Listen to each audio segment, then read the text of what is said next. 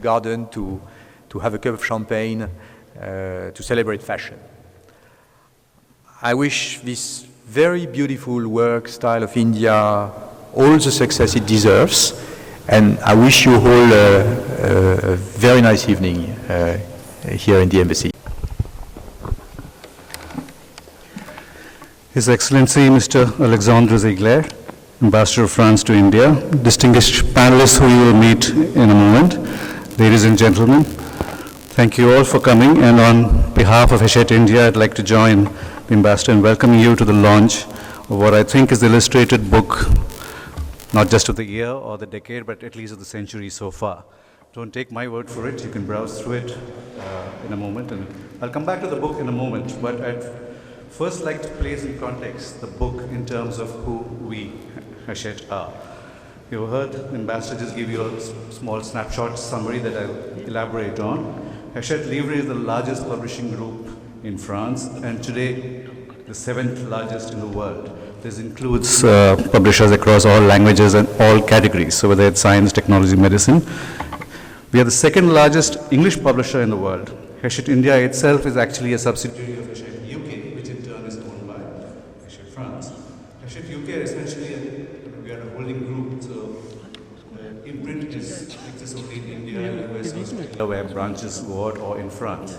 So we are essentially a collection of 10 different companies, that represent a very diverse range, straddling either extremely new imprints or those that are centuries old. John Murray, the oldest trade publisher, for instance, the list that commissioned Lord Byron, Jane Austen, and Charles Darwin, was founded in the 1750s. And we, Hachette India, are the youngest in the group, having begun in 2008. So we look forward to our 10th year celebrations, that the ambassadors mentioned. We are best known for actually our monochrome publishing, if I can call it that, which is the regular stream of black and white novels, narrative non-fiction that you see the world over. Our imprints and brands will be very familiar to you, and our list today boasts authors and brands like J.K. Rowling and the new Harry Potter, Sachin Tendulkar, Subrata Bagchi, Malala, Ritu Dalmia, John Grisham, John le Carre, Eric Sickles, Stephen King, the Mughal series, Shantaram, Alexander McCall Smith, Stephanie Meyer, Robert Ludlum, the greatest science fiction under Gollancz and Orbit, Asterix that all of us so love in India, Enid Blyton, Chambers, LaRue's reference, and much, much more. I can go on and on. But while these are our dominant strands of publishing, we also have some of the top brands in high-end visual publishing across the world. Hamlin, Conran, and Michel Beasley. And in France, there's LaRousse and Hachette Illustre. It's always been a lasting regret for us that in the first 7 years that we have been publishing here, we've never been able to do a high-end collectible visual book. We've done a couple of food books in color that we've priced low, but that's not what we call the gifty coffee table variety. So that was a big gap in our list until now. 2 years ago, call it sheer chance, call it destiny, we got a wish. Geeta Khanna was referred to me by a friend because she actually wanted to find out a little more about publishing because of a book project that she had. So she actually came to meet us just to get some information. And she actually brought with her project, which is a kind of digital dummy, bound proof, sort of rough dummy with chapter outlines and a lot of text and some amazing pictures. One look at that told me that they were looking at something pretty unusual. It was a book that ambitiously, in a single concise volume, wanted to trace the history and evolution of style in India from the earliest recorded times right down to the present day. Project at face value actually seemed pretty impossible. And for a publisher, more importantly, the cost seemed completely astronomical. So we didn't think it was ever going to work. We actually thought, even in a short vignette sort of way, how can anybody traverse this whole story within a single volume? It seems like an encyclopedia project. However, Geeta devoted her past 4 to 5 years of her life to just this one obsession, and the results were there even in the digital dummy. What stayed with me in particular was the recreation of style as it existed in Harappa. Perhaps actually if it published a few months ago, before the movie Mohenjo-daro released, which got such a lot of flack for inaccuracy, the movie may have fared better and got things right. So the section I'm talking of, the photographs, were the small selection you can actually see here. A recreation of the Harappa girl, complete with terracotta body hues and ornamentation, styled just brilliantly. That is the hallmark and the signature of the book. From archival pictures sourced from museums down to meticulously recrafted costume shoots like you have Razia Sultan over there. This is the first and only single volume book to give you a sweeping yet concise, with no essentials missed out, introduction to the style of India, from mythological influences to the give and take of foreign trade, through Mughal times down to colonial and princely eras, the freedom struggle, through the influences of theatres, movies, down to the present day emergence of the great fashion icons. They're all there in this book. I'm not going to say much more about the book, save that we couldn't have asked for a better vehicle for our first foray into the luxury coffee table segment. If ever anything exemplifies the fact that a picture is worth 1,000 words, this book is it. We hope that some museums or cultural organizations will pick this up and do exhibitions here and abroad with a full range of pictures that the book could not accommodate. And I wouldn't be a good publisher if I didn't end with some hard sell. The book will only be in stores by October. So some limited advance copies are available for sale here today, just beyond the cocktail area in the foyer there. It is, for an Indian book, relatively expensive, with an MRP of rupees 8,500. There's a discount of 25%, bringing it down to 6,500, but we know it's still expensive. But staying with the luxury analogy, think of it as the equivalent of two fine dining meals that are, in essence, ephemeral. This is going to stay with you in your library or your coffee table forever. So do take a look, browse through the book, and have yourself a great evening. I'll now hand back to Nicola to progress the evening. Thank you. Thanks a lot. Meals that are, in essence, ephemeral. This is going to stay with you in your library or your coffee table forever. So do take a look, browse through the book, and have yourself a great evening. I'll now hand back to Nicola to progress the evening. Thank you. Thanks a lot of light tonight, but among you there is many stars, and one of them is Geeta, the author of the book. So may I request you, Geeta, now to deliver a few speech to speak about this incredible book you've made. Thank you.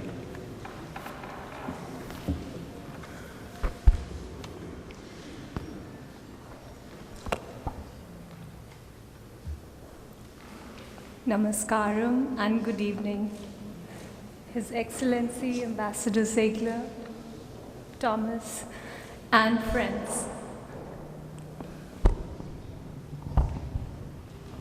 I want to thank all of you for being here to support me on this project, which was something that was in my mind for almost 7 years.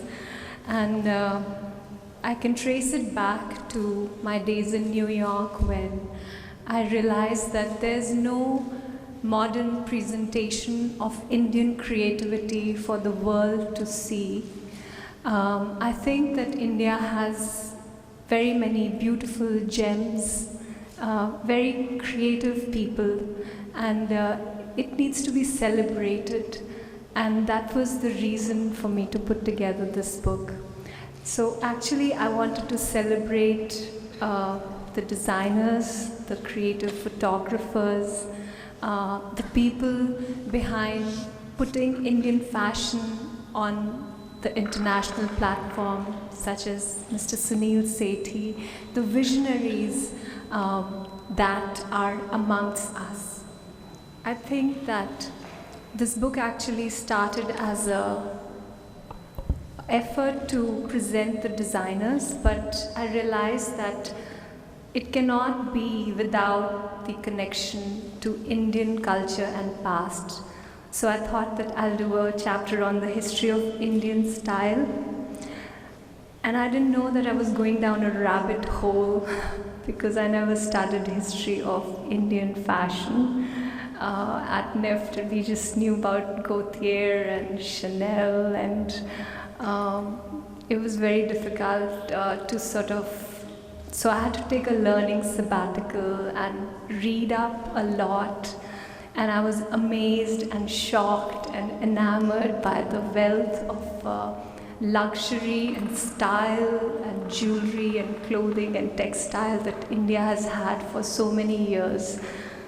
So that's how this book happened, and I'm so happy that you all are here, and I hope you enjoy it, and it's my honor to have all of you here. Thank you so much.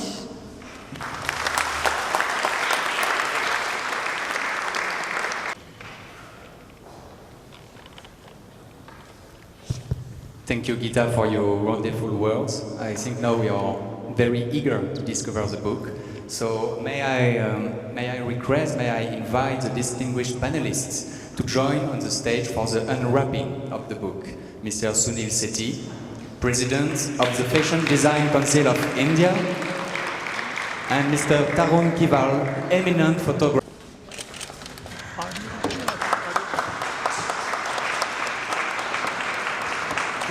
Can you hold the book?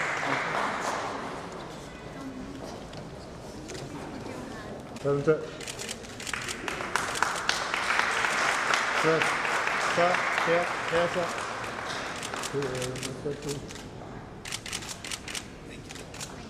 Which will follow shortly. And I would like to use this opportunity to invite people behind to perhaps try to find a seat. There is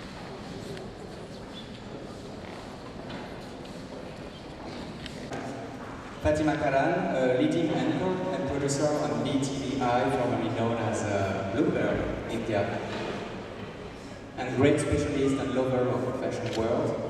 And Fatima will present today's panel.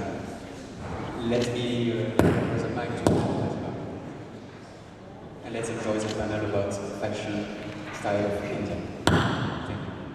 I wonder if you, ladies and gentlemen, it's such a pleasure for me to be here today. I must say that when Geeta called me, I had absolutely no idea why she wanted me to be here, because I spent my entire day talking about stock markets and economies. But she seems to have pulled me out for it. And the other interesting thing was that she refused to give me a copy of the book or let me see anything, and said that this discussion is going to have nothing to do with my book, but we will stick to a few points that are relevant.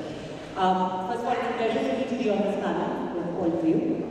And because we decided that we have a bit of a snapshot conversation in terms of what's happening, rather than the cataloging of culture and fashion the way you've done it, I decided that we're going to get a sense of, what are some of the key takeaways one can have when I have such diversity on this panel. So this is something I've been wondering. And later on, I got to know her as a stylist from Hirumchi Style Company, a Japanese name. And today, how India and what it has and all the designers, how they've disrupted everything in her life is that she's style of India, and she's talking about tracing the history from what it was from today's modern design.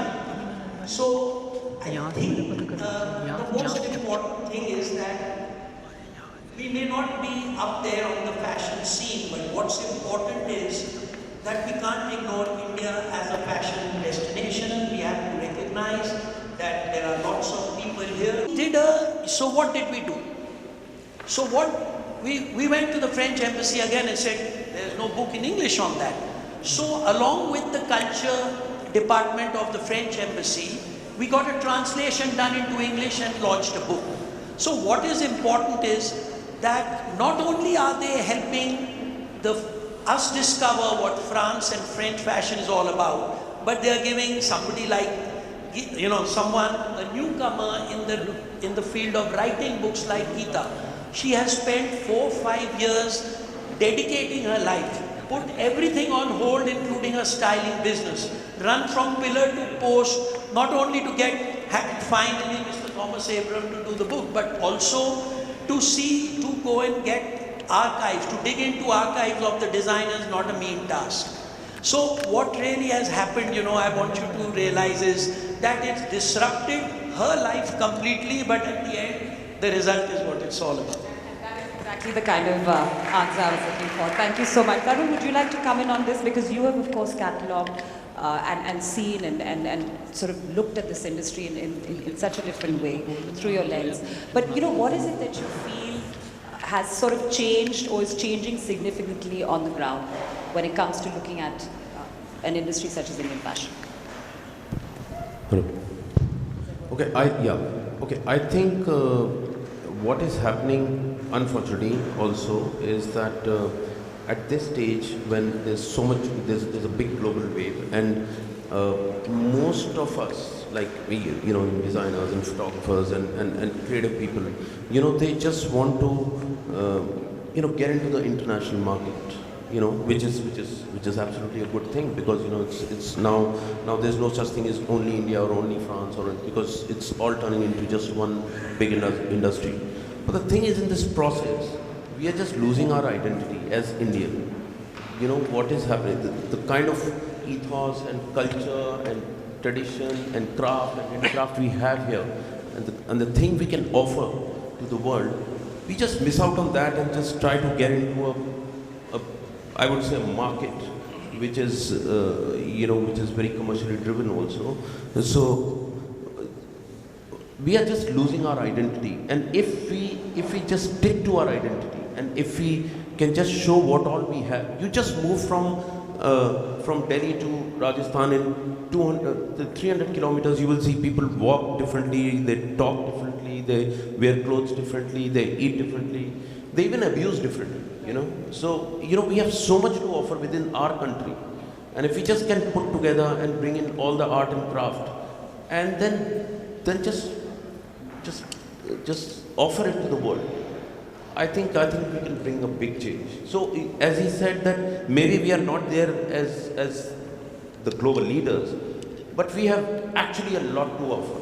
And if we just stick to our guns and stick to what we have, I think we can, instead of getting lost in the crowd, we can shine. So keep your USP in the sense, and make sure that you patronize that. Yes. And just to take off from what you're talking about, Geeta, I'm going to come to you because, as I said, I unfortunately haven't seen the book yet, but I could see some of the images. I saw what the publishing house also said about it. You have spent many years putting this together, and you've actually catalogued a historical account of how fashion has evolved, in a sense, style has evolved. Tarun has just made that point about us maintaining our distinctive sort of excellence, areas of excellence. What do you think is important for that to happen? What do we really need to make sure that such centers for excellence are maintained, skills are sort of projected?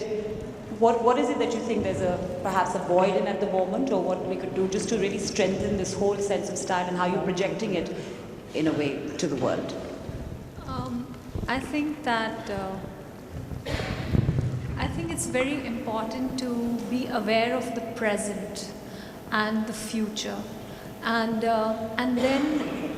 accordingly, whatever is needed in the future or the present needs to be the king point, and then you pick little details or elements from your culture to sort of make it better. I think that's where I think. So for example, I think that if you pick a point like a narrative art, which is a very big part of India, and you see narration art in all sorts of mediums. You see narratives in saris, a pallu with a Ramayana scene. You will see a narrative which is a Ram Leela, which is dramatics. You will see a narrative in paintings like Kantha, sorry, that's a stitch, but that's also narrative actually, embroidery, narrative embroidery. And then of course you have narrative paintings. And then the disruption, like Mr. Sethi said, was done by Manish Arora, because he actually took narratives into fashion. So he's the first one to interpret Panch Tantra and Amar Chitra Katha on the Paris runway. I think that was fantastic transformation of a narrative element which is so inherent to Indian culture, but so beautifully translated into modern way, and that's needed. That's very important. It's extremely important that we understand that whole idea of taking to actually address the present, what is needed now, and then take something from our culture and put it together.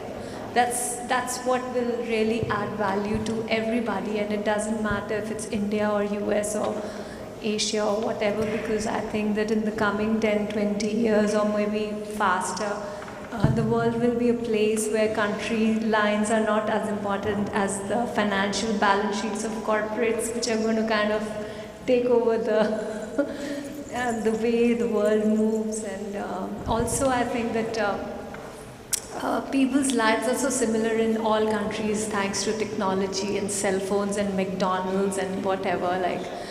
So this is my, it's all about knowing your current situation and then picking the culture element and adding that to your current situation to make it more valuable. That's how it should be done, maybe, I think. Would you like to comment on that? Yeah, I mean, I agree with this, but I feel if we have to make a mark internationally, then we've got to do a bit more. You have to see, because at the end of it, our Indian designer is very creative. And, for him, for it to be a sustainable business, you have to see who the customer is. So we need to get to a customer who will buy into what you're selling. If a narrative is the way, so be it. But I think sometimes a good garment, in fashion, sometimes people have to sell by itself without telling a story, because sometimes there is nobody to say what this is about. I think the Indian fashion designer today is hitting the nail on the head. You go to a Who's Next now in Paris, and instead of just 4 or 5 people, you'll find 30 to 40 people. India this time, the Minister of Textile went there to inaugurate an Indian pavilion over there. It's never happened before that so many people were there. The reason is because the Indian fashion designer is going there and placing and presenting to the buyers all over the world and from France a product that they are willing to buy, which has Indian sensibility, which has Indian embroidery, which has a lot of surface texture, which has a lot of handloom products, which only India is specializing in. So I feel that it's up to the designer to find what he is good at and what he wants to present, and at the end, I mean, if he's able to sell internationally, which our people are doing right now, so lots of the brands and lots of the best stores in the world are carrying the Indian fashion designer. It is just that the Made in India tag is not really highlighted. So nobody's saying Made in India with pride. It's the individual designer who's getting the credit, and I'm very happy about that. Because at the end of the day, when you speak of a designer, you don't speak about the country where he comes from. And I feel if the Indian designer is making a mark and selling internationally, so be it. Fair point.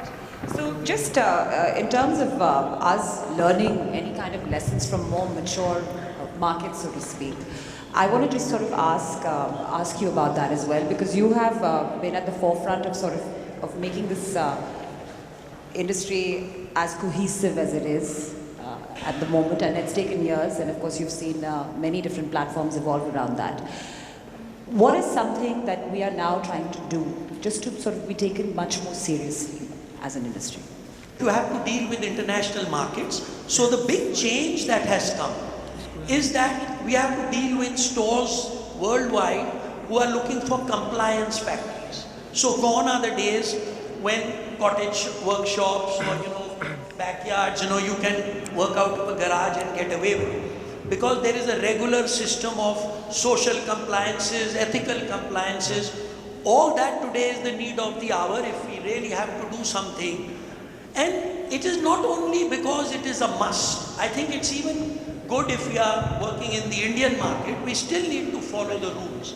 So I think the Indian fashion designer today has learned that, and they are doing that. A lot more thing is,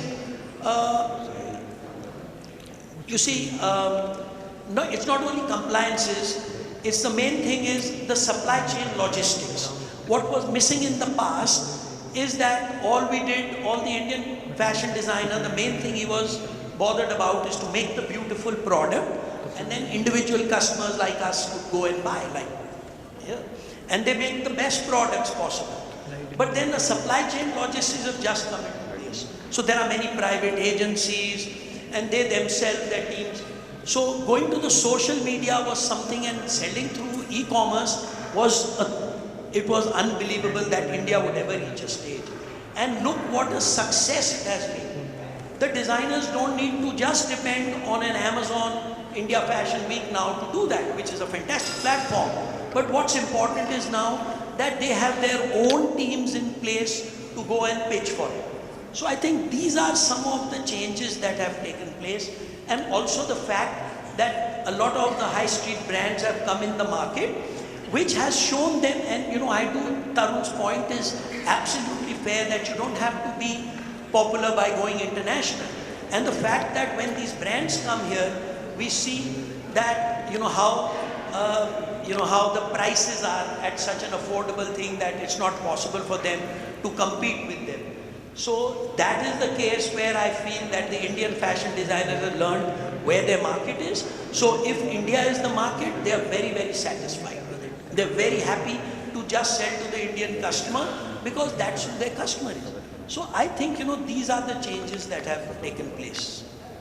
You touched upon one of the points that I was going to bring to Tarun actually, because we were talking about, when Geeta and I were having a conversation, it was also about how things are changing in terms of how fashion is reported, or how it's shot, or how it's sort of styled as we go along. I want to ask you, Tarun, that there's been this explosion of, digital of course has been a big thing, and that has also changed how we look at imagery, how personal that imagery is.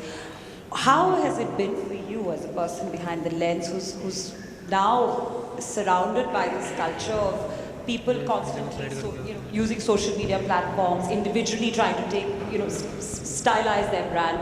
Give me a sense as to how you have, what you're sensing is happening when it comes to that space. I think there are now, because of digital and because of social media, there are many artists, those who can really represent themselves without going to any agency, or they can just make their own website, their own Instagram pages, and I see some really fantastic work.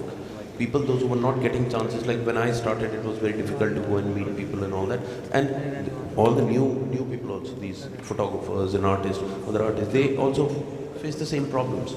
So now, because of that, they are getting good platform, they can show their work, and I can tell you that there are many of them, just because of this thing, they're getting a lot of work. They go, they represent their work, they shoot for the clients, and as a photographer, I can see that, there are many new photographers, those who have emerged, just out of nowhere, It's just that they were just sticking to their sensibility, and they were good at what they were doing, and they got the chance to show it to agencies, and people are just noticing, and especially Instagram. Just completely changed the whole thing. Which is what I was going to ask you about, the Instagrams, the social media blogging, all of that, It's a very interesting space that we're looking at now. But at the same time, there is a lot of... is there filtration? Yes, absolutely. The not so great will ever win. That happens with everything. It means like when there was computer classes, when they were starting, everybody wanted to be a computer engineer. Now everybody wants to be a photographer. Because you shoot, there is no cost, you come, you just change it on digital platform, and then it's all there. So photography is going a little down, but digital artists are just emerging too much. Geeta, you want to make a point on that, on this particular point we're talking about, which is the changes we're seeing in terms of how things are being captured? Well, I think Tarun's best on that, but I just think that definitely the social media is disrupting the print publishing. Like, before it's printed, it's already online, and that in itself is changing so much in terms of how media is going to work out in the coming 10-20 years. And then definitely imaging, shooting, etc. is such an important part, especially if it's fashion. But I agree with Tarun. I think that the artistry behind the whole talent of being behind the lens and composing a picture will always remain, and it'll always be valued, because whatever Instagram does or whatever, it still cannot be compared to a great picture taken. So I would like to add here that I'm not too sure how the magazines are going to take this, because I shot for Sabyasachi for 6 days purely for Instagram. It was not supposed to get printed, whatever, professionally shot, but purely for Instagram. The whole campaign was released on Instagram, and in fact he released, one of the fashion shows he missed completely, and he thought that he will, launch everything there. So obviously world is changing in a big way. So I think you can give some input on this. See, I can see a lot of scholars and people who are experts in different subjects who are sitting in the audience. But I still belong maybe to the Harappan and the Mohenjo-daro ages, where for me, this book is what I'm looking forward. I want to go and buy a book and get a signature of the person who has her to autograph the book and keep it for me, because I can value it and I can refer to it in a form, and if those are, maybe you see it and then, but where is the reference of history?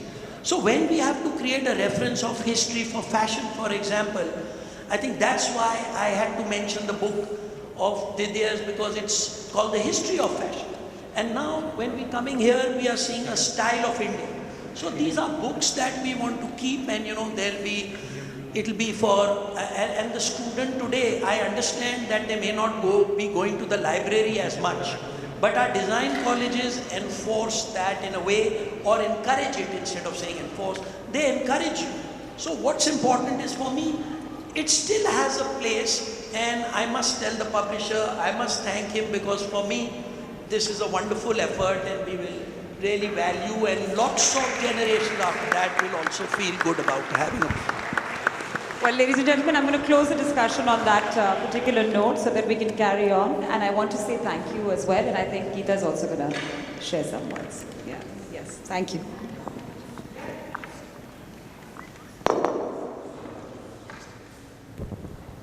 This is the boring last bit, sorry guys, but I have to say thank you, because it's very, very important for me to thank, as the preamble, I would want to thank the Divine and my parents and my brother for their support for an impossible project, which has taken impossible amount of time, and it would never have happened in this way without their support.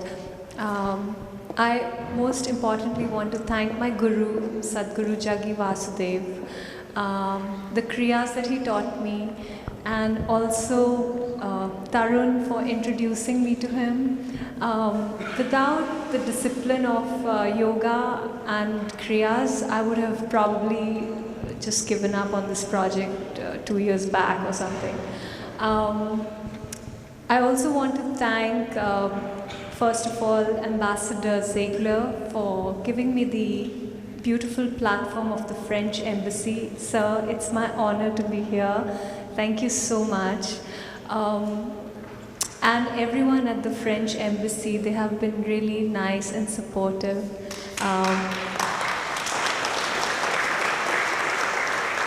Especially Dr. Harding for giving me this opportunity, and for being able to see the vision of my project. Without his look at this book, maybe I would not have reached the ambassador, I think. And also the book attaché at French Embassy, Mr. Nikolai there. Thank you so much, sir.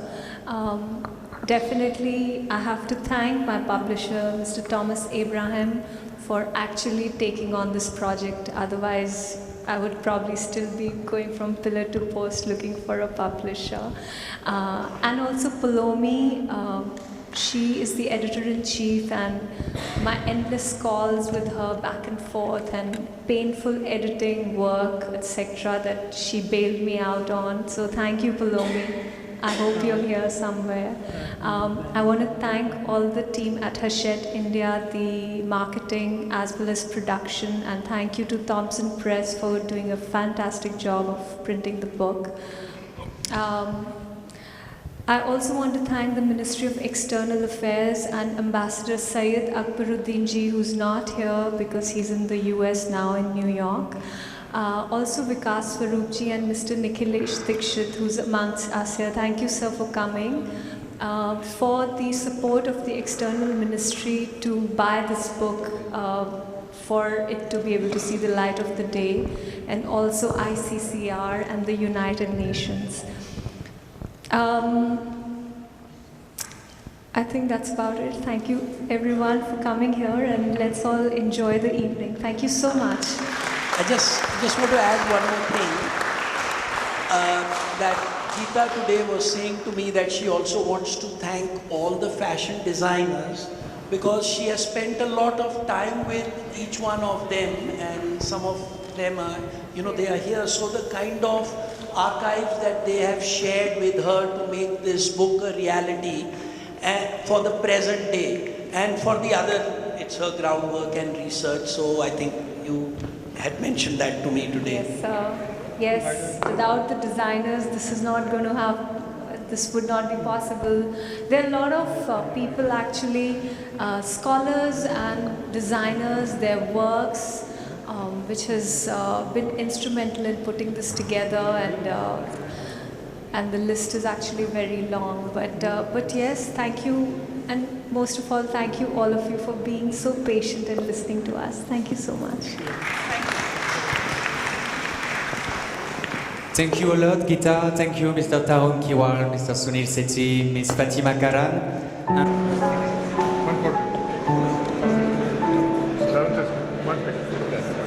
Sir, please.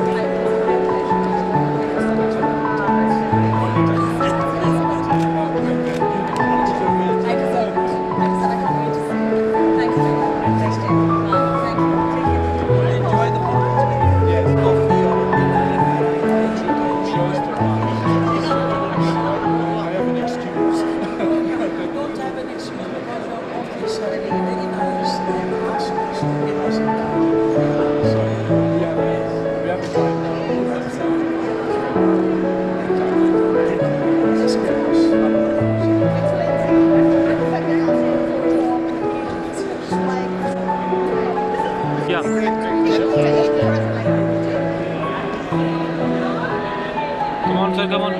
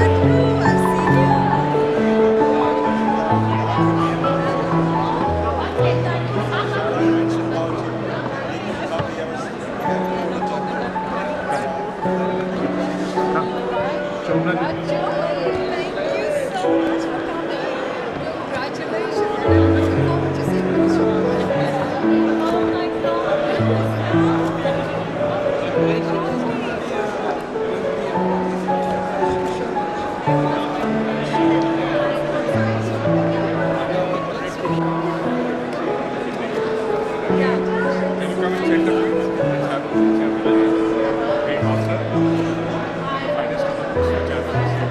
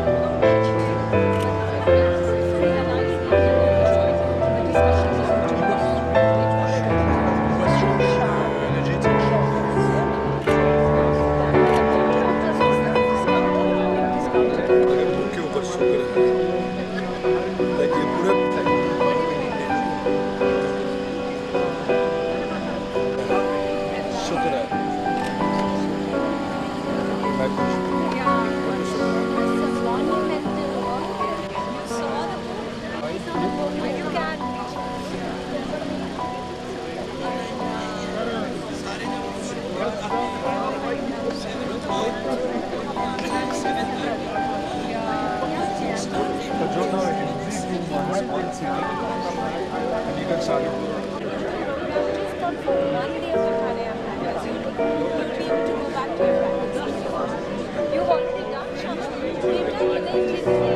That's Say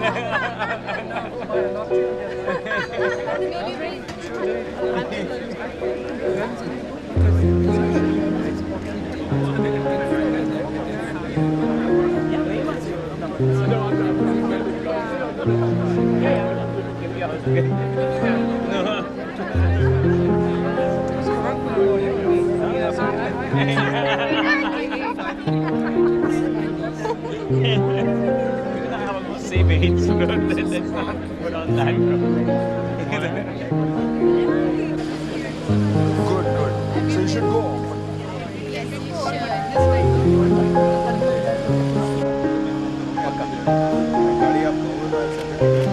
In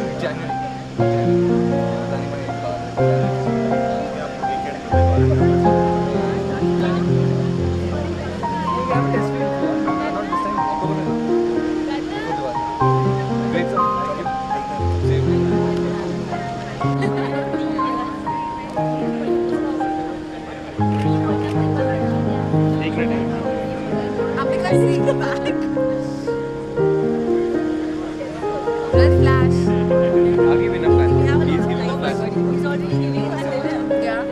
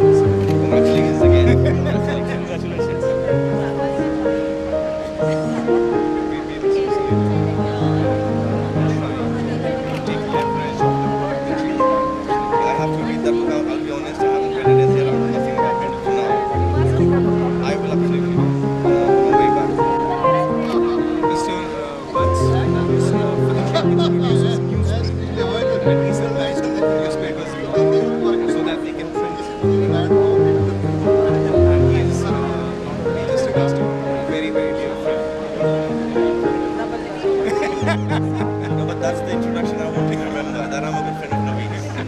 Everything else is... That I'm going to remember because I remember you. Otherwise...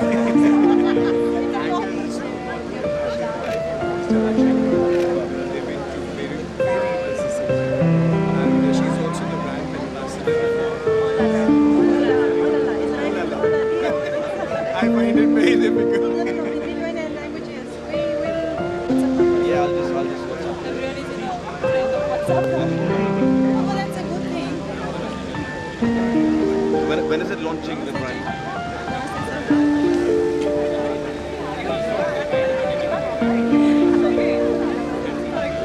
When is the brand launching? We are...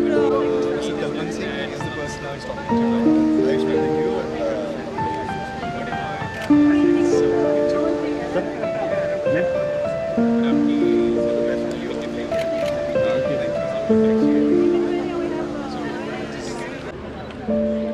Wait. Thank you.